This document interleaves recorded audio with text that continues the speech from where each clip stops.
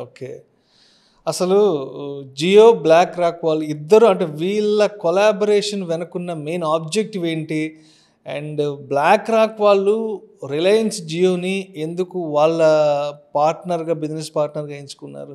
Black rock అనేది ఇప్పుడు కాదండి. 2008లోనే డీఎస్‌పీతో కొలాబరేట్ అయింది. 10 ఇయర్స్ వాళ్ళ జర్నీ నడిచింది. 2018లో వాళ్ళు డిస్కనెక్ట్ అయ్యారు. అప్పుడు బ్లాక్ రాక్ అండ్ డీఎస్‌పీకున్న పర్సెంటేజ్ చూస్తే 40:60. సో, వాళ్ళు లెఫ్ట్ అయ్యేటప్పుడు వాళ్ళు చెప్పిందేంటంటే, మాకు డెసిషన్ మేకింగ్ పవర్ లేదు కాబట్టి మేము ఎగ్జిట్ అవుతున్నామని. ఇప్పుడు వీళ్ళు 50-50 కొలాబరేషన్‌లో వస్తున్నారండి.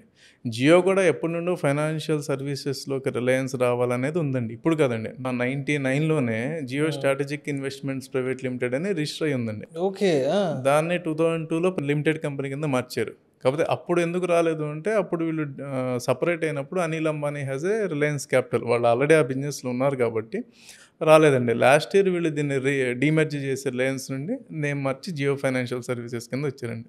సో, ఇందులో మనకేంటంటే మెయిన్ 5 వర్టికల్స్‌లోకి వీళ్ళొచ్చారు. అందులో మనకిప్పుడు ఈ బ్రోకింగ్ అండ్ అసెట్ మేనేజ్మెంట్ అనేది ఇప్పుడు టాపిక్ అయింది. హ్మ్. సో, వీళ్ళు ఎప్పటినుండో రావాలని ఉన్నారు. సో, బ్లాక్ రాక్ ఎక్స్‌పర్టైజ్ ఉంది.